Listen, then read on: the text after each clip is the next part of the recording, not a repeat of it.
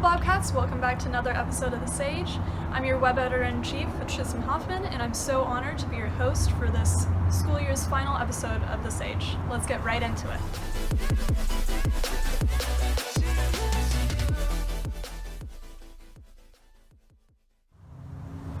As the school year closes in, we're also familiar with the goodbyes that come with it. For Ms. Asker, who's worked at CUSD for more than 7 years, this will be the final goodbye. I'm sending it off to Cal Ayson with more on the Sage Creek librarian we have all grown to love. Hey Bobcats, I hope everyone knows our librarian, Mrs. Asker. She has been working at CUSD for 7 years and joined Sage Creek for her final years. That's right, Mrs. Asker is retiring. Here she is to explain what went down and some of her final words. Well, I had been planning on retiring towards the end of this year anyway. I just didn't advertise the fact, you know. So it really wasn't anything to do with the COVID-19. It's just that I was expecting to be at the desk with kids a lot longer than we really ended up being. It kind of cut it short, but I still proceeded with the retirement. I think one that stands out, I bet every staff member at Sage Creek has a snake story. I bet every student has a snake story. Because our campus was built in virgin land, you know, and the snakes were there way before we were. And it was, I think it was the first week of school, either the original year or the second year in. And a boy comes running up to me saying, "There's a snake in the bathroom, there's a snake in the bathroom." And I thought, okay. And this was back when there was boys and girls bathroom, and I thought maybe it was just a prank trying to get me to look at the boys' bathroom. Because I looked in the bathroom, I couldn't see the snake. And are you kidding me? Are you kidding me? No, there's really a snake. And he was pretty pale, like all the blood had been drained from his face. And I go in there, and sure enough, it was behind the toilet. There's a little baby king snake just sitting there waiting for somebody to sit on the toilet, I guess. So yeah, I was planning on doing a lot more traveling. I don't know if you realize it, but every summer since I've worked at Sage Creek, I've traveled basically from the last day that I have to work until the day we come back.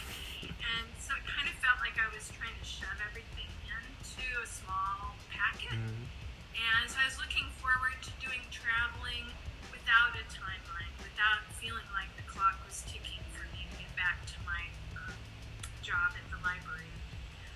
So travel was really something I was looking forward to, but not so much anymore, at least for a while. We're putting it off. Words of wisdom would be enjoy life to the fullest, even if you're stuck at home or can't go to the beach. You know, there's still so much more, and I think that this unexpected gift of time that the quarantining time has given me, I've learned a lot more about myself and about those I live with.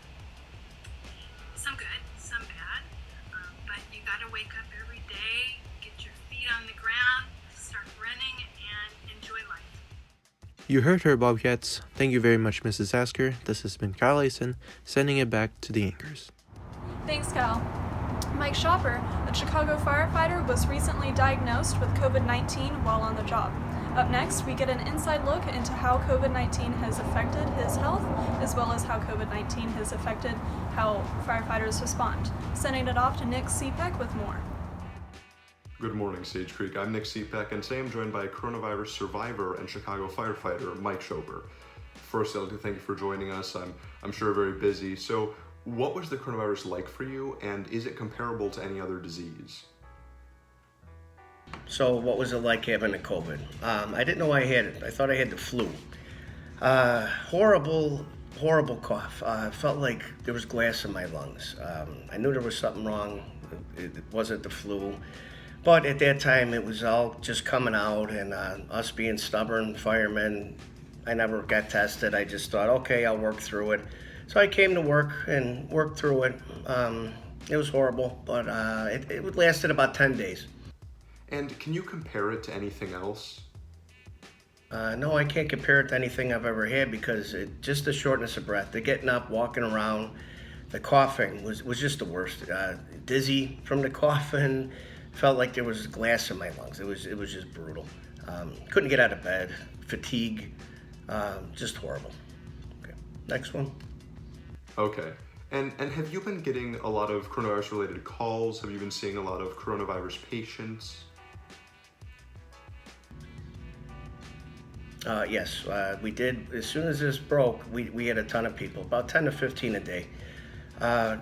All pretty much elderly, pre-existing conditions, the same symptoms, the shortness of breath, and we didn't really know how to respond to this yet. They didn't really give us guidelines. So I can tell you about that in a second. I see.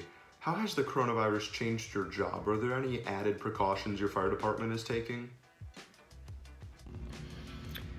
Changed the way we do our job because it's just, we didn't know how to respond before. Now we do. So now it's only 2 guys in, any respiratory call.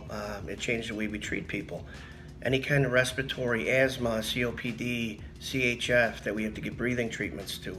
It's 2 people in. If they need assistance, everybody gowns up, N95 masks, mask on patient. The hospitals have changed their SOPs just to have it safer for everybody without the albuterol with the breathing treatments because all the aerosol gets in the back of the ambulance and it's just everywhere. So they switched to epinephrine instead of doing the albuterol treatments.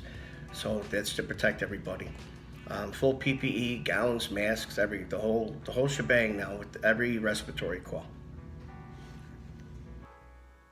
Okay, and do you have any messages maybe for the residents of Carlsbad as we begin to reopen after a 2-month-long quarantine? My message for Carlsbad, social distance, everybody. If you're sick, stay home. You guys want to be on the beaches fast and enjoy your summer. I know that, but just be careful.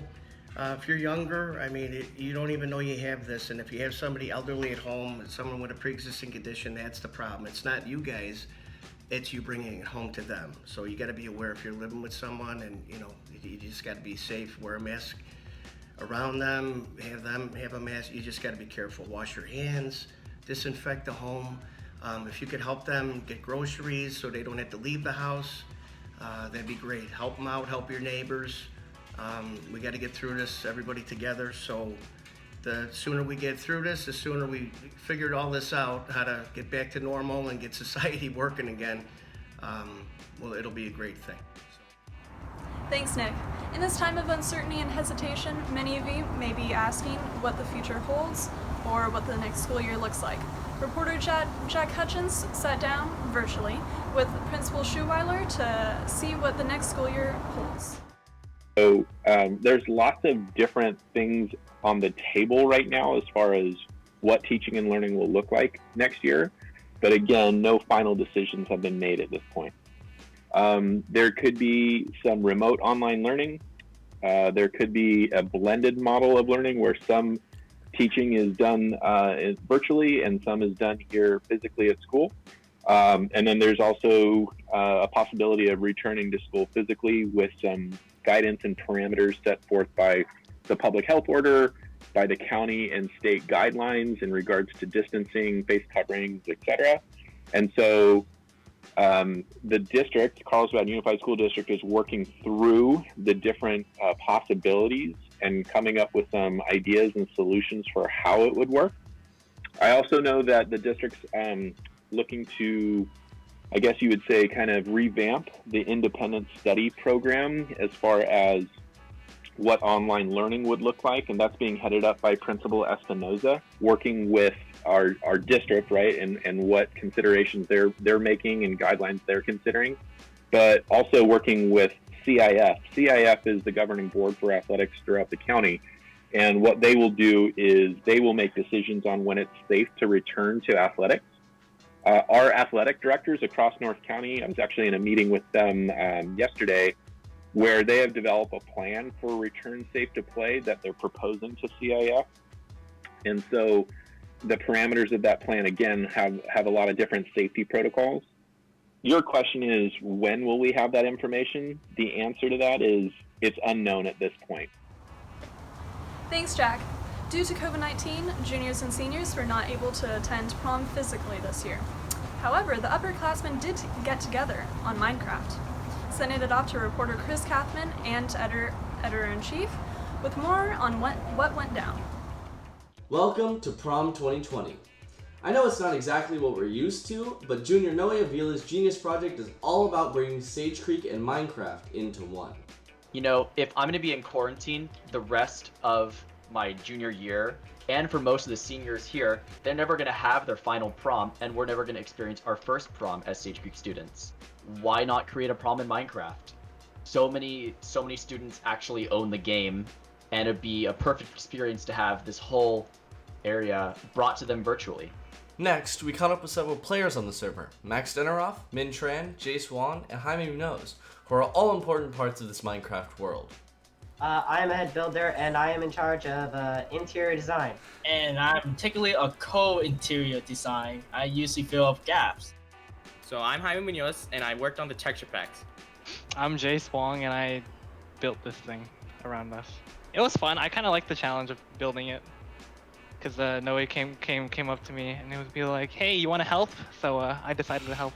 I think I'm most excited for just people to like explore the school and see how accurate it is to real life, and look and go see their favorite classrooms. Or Mostly the music, bro. Come on, I made all this disc, everything.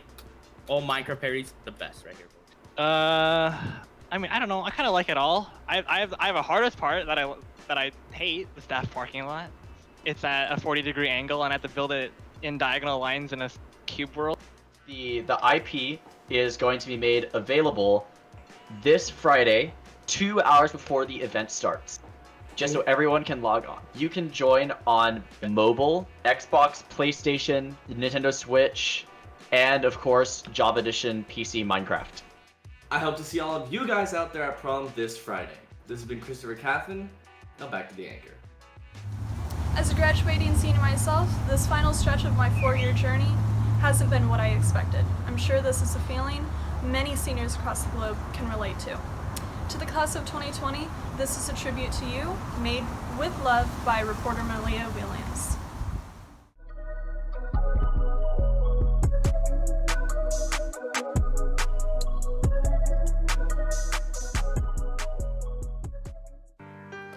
My favorite memory from senior year has definitely been hoopcoming, the rally in the game, and just all of it coming together one last time. It was definitely the last and final show of Matilda the Musical. Is the hoopcoming game and hoopcoming weekend and the carnival. Hi seniors, this is Mrs. Park. I just wanted to wish you good luck in the future and become the person you always dreamed you would be. I'll miss you. Seniors, I'm excited to get an opportunity to congratulate you on this huge milestone. The class of 2020 holds a special place in my heart, as I've known many of you since you were in kindergarten, watching you go from fun, energetic young kids into strong, determined, compassionate young adults. I am so excited to see where your next journey takes you, because remember, once a Bobcat, always a Bobcat. Hey Bobcat seniors, this is Mr. Dan.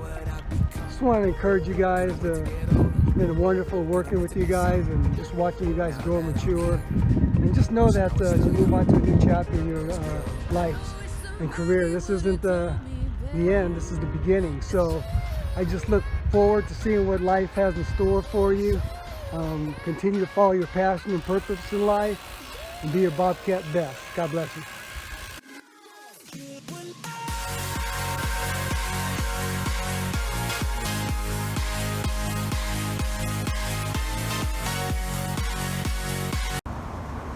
As we wrap up this final episode of the 2019 to 2020 school year, us reporters at The Sage would like to observe a moment of silence for the Black lives lost through racism and oppression. If you could please join us now.